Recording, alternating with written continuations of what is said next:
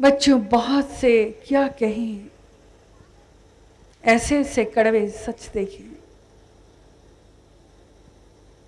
आज इतनी गंदगी है,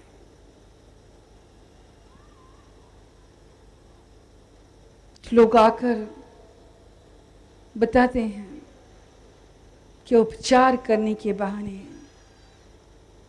आपका इलाज करने के बहाने आपके साथ कैसा कैसा अनाचार दुर्व्यवहार हो जाता। ना सिर्फ सामग्री धन दौलत लुटती है, बल्कि आपका जिस्म भी लुट जाता है।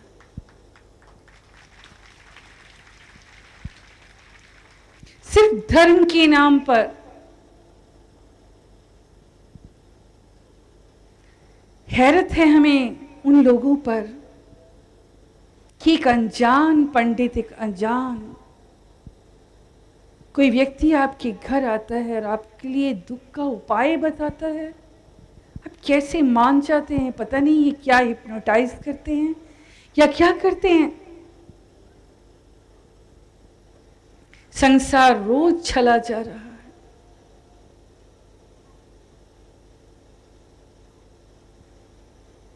ये है माया का जाल जो छल रहा है, छल कपट से हर दिन आप हार रहे हैं अपने दुख से छुटकारा पाने के लिए और नश्वर जगत की चीजों को प्राप्त करने के लिए। ये है आपकी करनी, ये है आपकी धर्म के प्रति पहचान। धर्म जिसे अंधविश्वास की तरह आपने मान लिया है, कबूल कर लिया।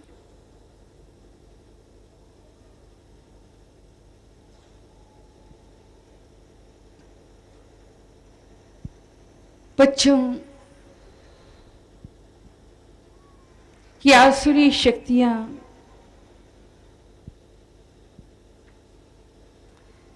क्या कहें इसके प्रयास को, इनके प्रयास का ही फल है कि इस संसार में यूं तो दिखाया जाता है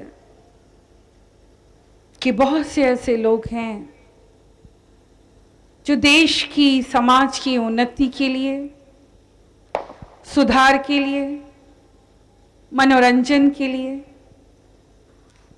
उच्च स्तर पर जीवन निर्माण के लिए कार्य कर रहे हैं। नाम तो यही दिया जाता है कि जो कुछ किया जा रहा है जीवन के स्तर को ऊंचा उठाने के लिए कार्य किया जा रहा है, मगर ऐसे स्तर ऊंचे दिखाकर भ्रष्टाचार, अत्याचार, चोरी, डकैती, कलह, संघार, दलबंदी, असंतोष, अशांति के नंगे नृत्य हो रहे हैं।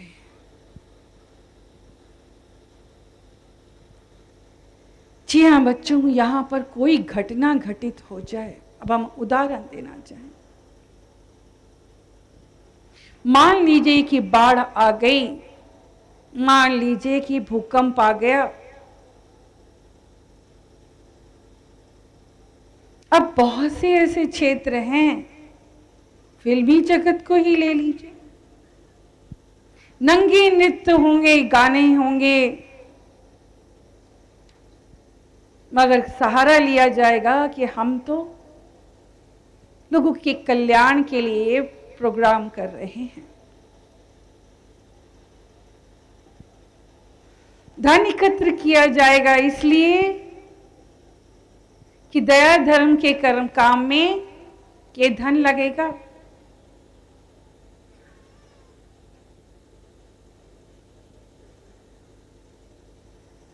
बच्चों, इस तरह धन एकत्र किया जाता है काम धर्म का और प्रचार कह सकते हैं नंगे नाच का, गंदगी का। आज कोई भी पार्टी हो, वहां भी इस प्रकार के कार्य होते हैं।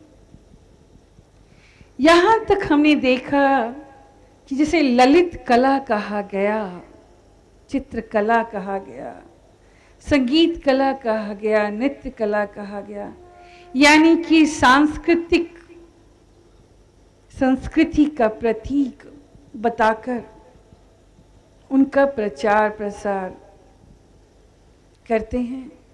आप देखें कि तस्वीरें भी ऐसी बनाई जाती हैं जो सिर्फ नारी को ही नंगा किया जाता है।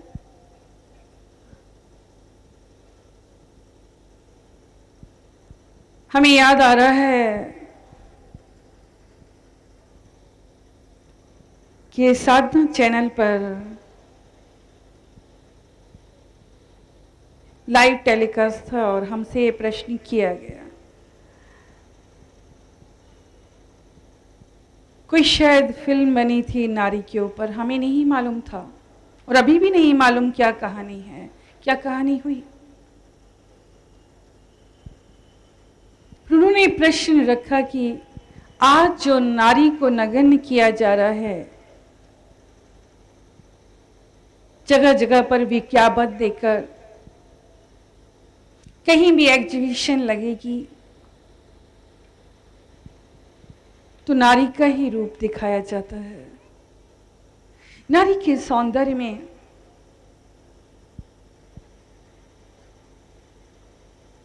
उसके सौंदर्य में उसका मातृत्व है। वो एक माँ है, एक बेटी है, एक पत्नी है। उसके इस रूप को क्यों नहीं दिखाया जाता? क्यों समाज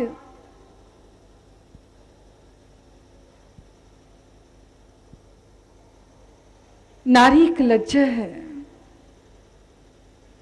नारी ही जीवन का सौंदर्य है, नारी ही जननी है। नारी ही शक्ति है।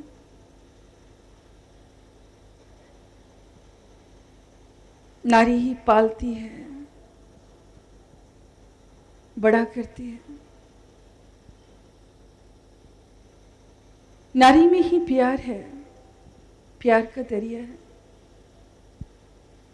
फिर क्यों पुरुष नारी को मां के रूप में, बेटी के रूप में, बहन के रूप में क्यों नहीं स्वीकार करते?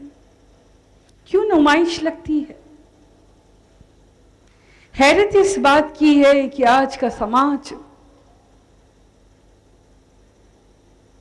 इसे गर्व के साथ, गौरव के साथ अपनाया जा रहा है। आज चारों तरफ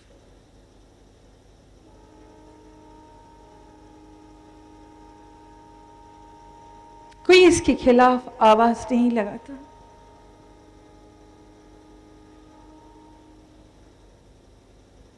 बहुत कुछ गलत हो रहा है आज।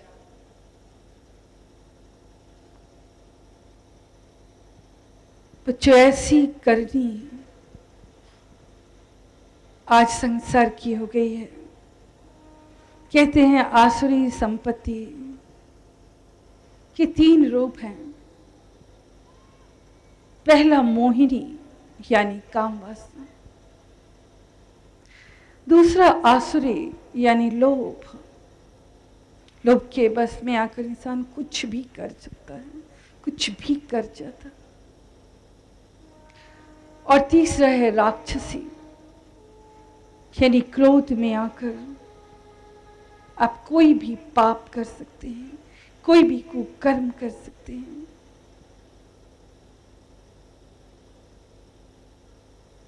आज जो आपको धर्म दिख रहा है, ये वास्तविक आईना नहीं है।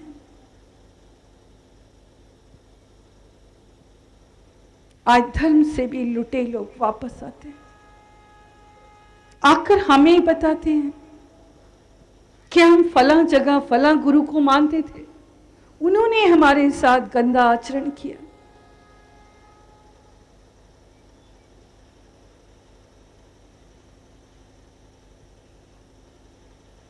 बहुत से ऐसे बाबा हैं जो चलते फिरते नजर आते हैं, बहुत से ऐसे औघड़ हैं जो महलों में भी रहते हैं, पर उनका कार्य क्या है, जिन्हें आप महात्मा या बाबा समझते हैं, वो औघड़ के नाम से जाने जाते हैं। वो शमशान भूमि में जाकर मुर्दे के मांस को खाते हैं, शराब पीते हैं।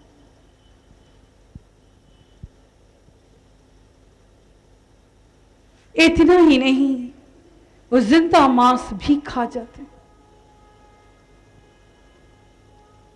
अपने शरीर से निकलने वाली गंदगी को भी खा जाते हैं, पी जाते हैं।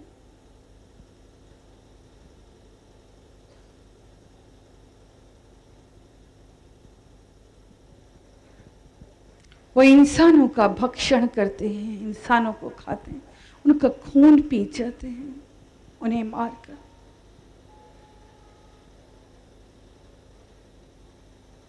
ऐसे औघड़ अपने आप को बाबा कहते हैं, शक्ति कहते हैं।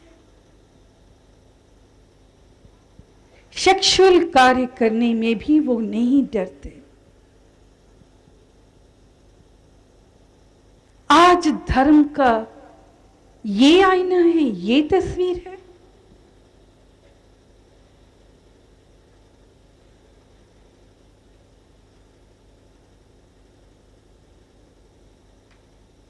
और आप इसे धर्म मानते हैं,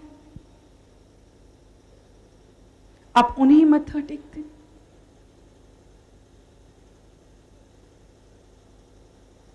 जी हां, ये अंतर है करनी और कथनी में। मुख से कहने वालों की कमी नहीं, जो अपनी तारीफ में हजार बोल बोलेंगे।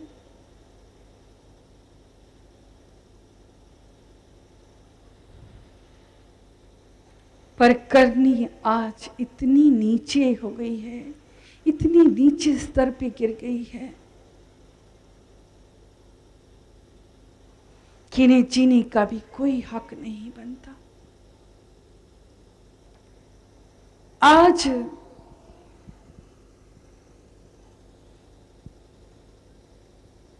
ये मां आप सबके सामने है, एक सच बयां करने जा रही है। ये कही की नजर में आ गई गीता में कही बात,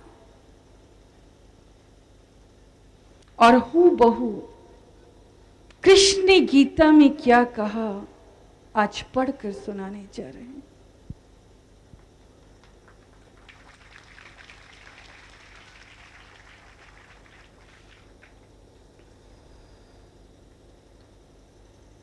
कृष्ण ने गीता में कहा कि वो लोग जो अनेक प्रकार की कामनाओं से भ्रमित चित्त हुए हैं, वे लोग जो अनेक प्रकार की कामनाओं से भ्रमित चित्त हुए हैं, मोह जाल में फंसे हुए हैं, और विषयों में अत्यंत आसक्ति रखने वाले लोग, मोह जाल में फंसे हुए और विषयों में अत्यंत आसक्ति रखने वाले लोग अपवित्र नरकों में गिरेंगे। ये कृष्ण ने विधान बता दिया।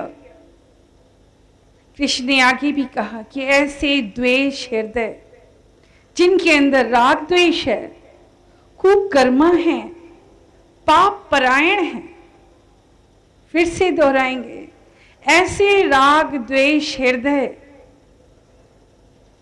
क्रूर कर्मा, पाप परायण नराधर्मों को मैं संसार में बार बार आसुरी योनियों में गिरा देता हूं। अर्जुन, वे मूढ़ मनुष्य,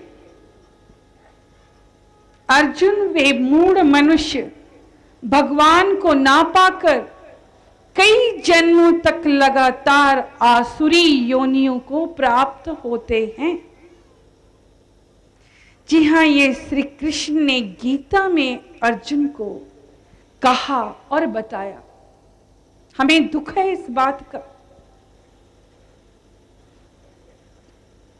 कि कृष्ण ने ये तो कह दिया कि जो लोग पाप करते हैं, कुकर्म करते हैं,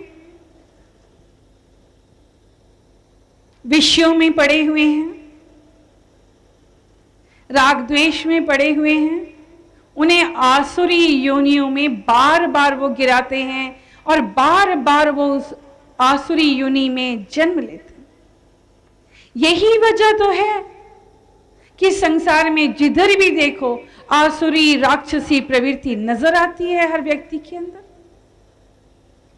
किंतु आज आपकी मां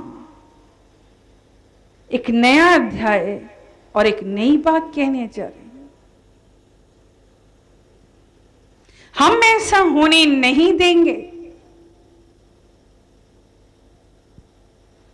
कोई भी राक्षसी प्रवृत्ति का हो, आसुरी प्रवृत्ति का हो, पाप परायण हो, कुकर्मा हो, जिसने भी ऐसे अधर्म के कार्य किए हैं, अत्याचारी है, भ्रष्टाचारी है, उसे मनुष्य योनि तो क्या, हम पशु योनि भी देना पसंद नहीं करेंगे।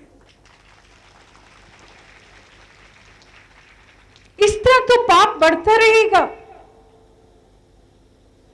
ऐसे लोगों को कोई हक नहीं बनता कि इन्हें जन्म दिया जाए। पशु भी अच्छे हैं। आज इंसानों से दुखी होकर इंसान पशुओं से प्यार करता है। हम नहीं चाहेंगे कि पशु योनि भी मलिन हो। मनुष्य योनि में कदापि और कभी ऐसे लोगों का जन्म नहीं होगा और शीघ्र ही ऐसे लोगों का विनाश और अंत होगा।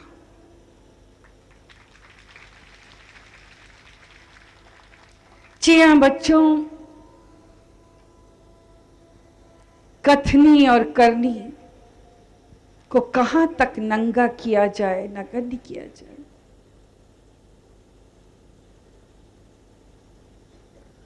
ये हमें खुद पसंद नहीं, पर विषय था, इतना बोलना जरूरी था। और आज हमने भी जवाब दिया कि बुराई खत्म जरूर होगी। वैसे भी प्रकृति का और विधाता का एक नियम है, हर रात के बाद सवेरा होता है और कलयुग के बाद सतयुग आता ही है। और सतयुग जरूर आएगा, इसमें कोई दो राय नहीं है। चलिए बच्चों, ये बात तो कह दी हमने उन लोगों के खिलाफ जिनकी करनी इतनी बुरी है, उसका जवाब तो हमने देना ही था। बच्चों, हम एक मां हैं, मां से बढ़कर अपना कोई नहीं। आज जो भी शिक्षाएं दे रहे हैं, आज जो भी आशीर्वाद दे रहे हैं, उसमें आप सबकी भलाई निहित है। करनी कैसी होनी चाहिए, इस बारे में भी दो शब्द कहना चाहेंगे। करनी ऐसी कर चलो, आप हंसो जग रोए। करनी ऐसी कर चलो, आप हंसो जग रोए। यानी कि ये हमेशा ध्यान रहे कि आपने वही कर्म करना है जिससे के करने से आपके मन को संतोष मिले, शांति मिले, सुख मिले।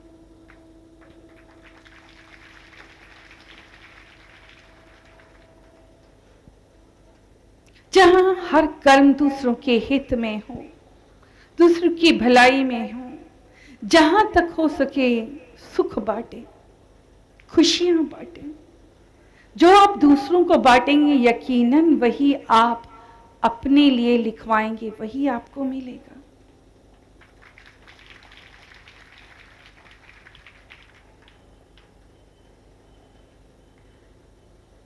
बच्चों, ये संसार जहां चारों तरफ एक शंका है, एक डर भी है, भय भी है, जनमानस भ्रमित भी है, और इसीलिए वो नहीं जानता कि उसे क्या अपनाना है, क्या करना। जैसे कि अभी हमने कहा कि वो माया के जाल में फंसा हुआ है। उसे धमकियां भी दी जाती है, अगर ऐसा नहीं किया तो अनिष्ट हो जाएगा। उसे 100 तरीके के उपचार बताए जाते हैं, उपाय बताए जाते हैं। वो इतना मासूम है कि नहीं समझ पाता। सच ये है कि सही बात, सही दिशा सतगुरु ही आके बताते हैं। सतगुरु ही आके कहते हैं कि आपको ये जीवन ईश्वर की प्राप्ति के लिए मिला है, और ईश्वर को पाना ही आपकी असली चाहत है, आपकी असली दिशा है।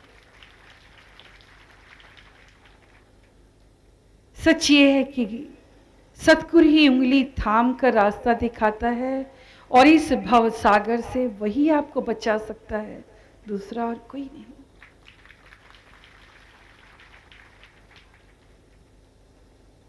बच्चों, एक बात और भी है जिसे बताना चाहेंगे। जहां गांठ तह रस नहीं, जहां गांठ तह रस नहीं, ये रहीम जग जोए, मंडे तर की गांठ में गांठ गांठ रस होए। इसका मतलब है कि इस जहान में रहते हुए अब जहां जहां भी आपने गांठ जोड़ी, बंधन जोड़ा, गौर कीजिएगा कि एक संसार में रहते हुए आपने जहां जहां भी गांठ बांधी, गांठ का तात्पर्य है एक बंधन जोड़ ली, पर वहां आपको रस नहीं मिला। रिश्ते तो अनेकों जोड़े, जैसे मां कहती है ना कि मित्र कनेरे कर थकी, मेरा दुख वंडे कोई। कि हमने इस चाहत में कि मेरा दुख कोई बांटे, मेरा कोई अपना हो, हमने अनेकों को अपना मित्र बनाया, पर क्या हुआ? हमने कितने से संबंध जोड़ा, बंधन बांधे, गांठें जोड़ी, पर हमें रस नहीं मिला, सुख नहीं मिला।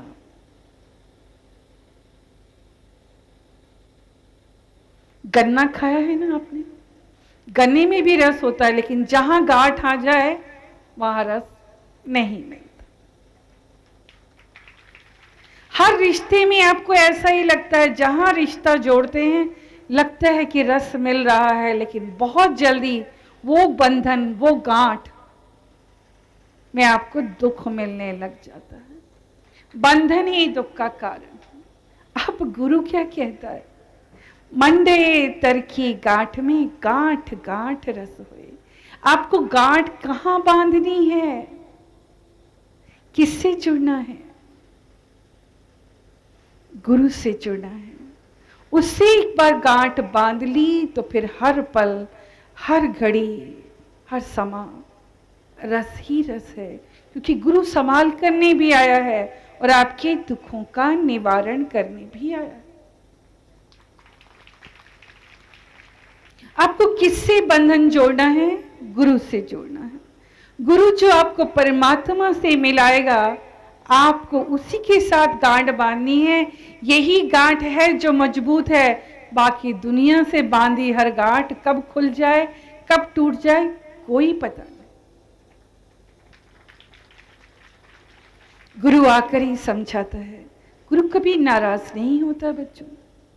हमारे बच्चे कई बार कहते हैं, उनके मन में ऐसा विचार होता है कि वो कई महीने बाद आए, बहुत समय बाद आए, तो उनको अंदर से लगता है कि कहीं मां नाराज तो नहीं है। पर सच ये है, गुरु किसी से नाराज नहीं होता। वो उस ऊंचाई तक पहुंच गया कि उसे समझ है आपका मन भटक गया, माया ने आपको समेट लिया, या पारिवारिक जिम्मेदारियों को आपने अपना मान लिया, इसलिए आप कुछ देर के लिए दूर हो गए थे। फिर गुरु की याद आई तो आप गुरु के पास आ गए। जैसे एक बच्चा है, वो बाहर खेल रहा है,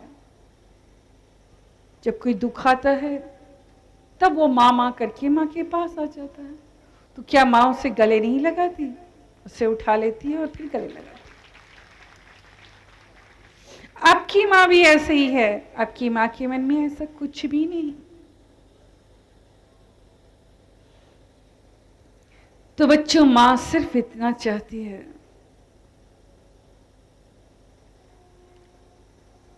कि आप उस मालिक से जुड़े। माँ को ये भी खबर है कि जिस कारण आप दूर हुए हैं, वहां भी कोई सबक ऐसा मिलेगा कि माँ की ही याद आएगी। लौट के आना यही है। तो बच्चों, गुरु से जुड़े रहना, गुरु के बताए रास्ते पे चलना, ये वो रास्ता जो प्रेम का रास्ता है, जो आपको प्रेम रस आने लग जाता है। गुरु इस रास्ते पर चलाकर हर अनुभूतियों से वाकिफ कराता है, दुनिया के हर उतार चढ़ाव दिखाता है और बताता है कि सच्चा मार्ग, सत मार्ग, सत्य का मार्ग, आध्यात्मिक मार्ग ही है। दुनिया सिर्फ फीकी है। गुरु से जुड़कर ही आपको सुख मिलता है। तभी संतों ने कहा कि चाह गई चिंता मिटी, चाह गई चिंता मिटी, मनवा बेपरवाह, चाह गई चिंता मिटी, मनवा बेपरवाह, जिसको कछु न चाहिए वे शाहन का शाह। एक समय आता है गुरु के साथ चलते चलते, या फिर दुनिया का अत्याचार देखकर मन लग जाता है प्रभु की भक्ति में। सिर्फ चाहत होती है प्रभु को पाने की, क्योंकि प्राणी पहचानता है दुख के बाद ही सुख की अनुभूति को वो महसूस करता है। जिसने दुख नहीं देखा वो सुख के मूल्य को नहीं जान पाता। वो गुरु के सानिध्य को, गुरु के प्यार को, गुरु की दया को महसूस नहीं कर पाता। आज ही याद आ रहा है, एक ऐसा बच्चा है जिसने हमसे मांगा। जी हाँ, उसने आके कहा कि माँ, मुझे नश्वर जगत की कोई चीज नहीं चाहिए। मैंने जहान को करीब से देखा, मुझे भक्ति दो, मुझे इतिहास दो, मुझे परमात्मा से जोड़ो, मुझे वो रास्ता दिखाओ, मैं उस रास्ते पे चलना चाहता हूँ। बच्चों,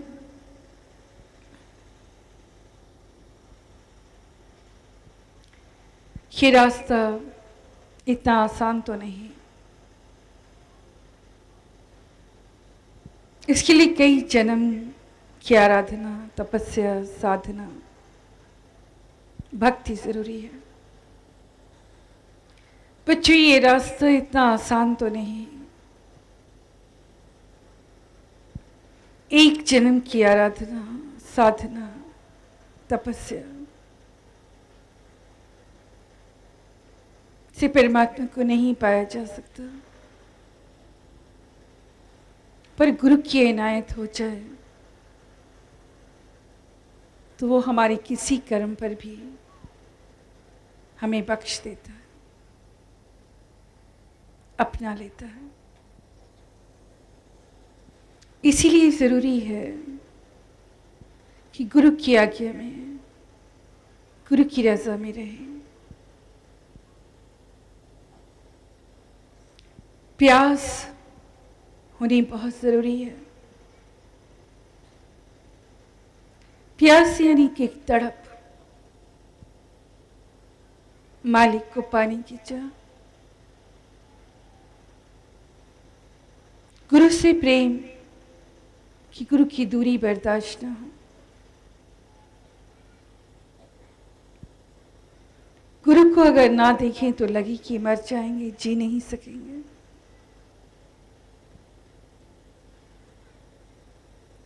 गुरु से बढ़कर आपका अपना कोई है भी नहीं। गुरु की रजा में रह के वो हर कर्म करें जो भलाई का है, जिसमें सेवा है, दूसरों की सेवा, दूसरों के सुख की कामना, दूसरों को खुशियां बांटना। गुरु अपने लिए कुछ नहीं चाहता।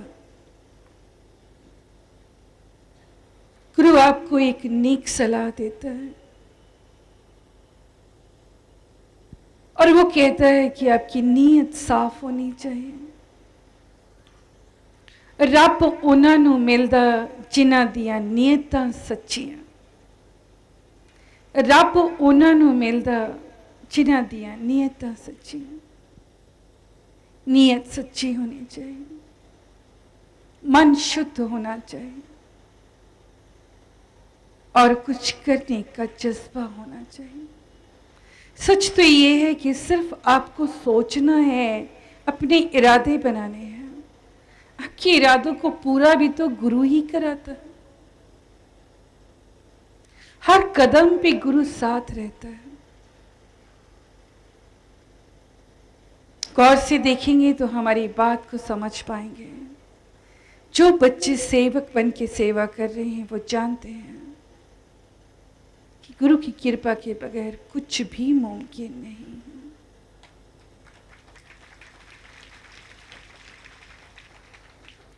सच ये है कि हम एक माँ भी हैं, एक गुरु भी हैं, एक शक्ति भी है।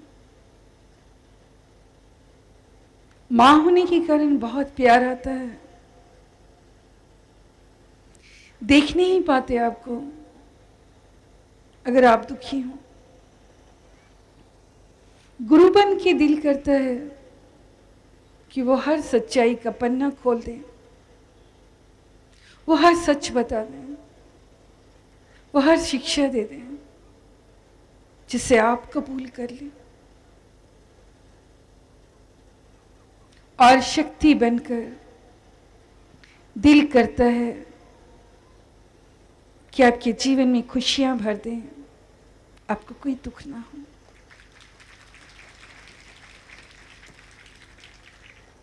तो बच्चों, ये था आज का प्रवचन। ये 4 दिन मथुरा नगरी के नाम। अच्छा लगा आप सबके बीच। कल हम यहां से चले जाएंगे और अब आपसे आज्ञा चाहेंगे।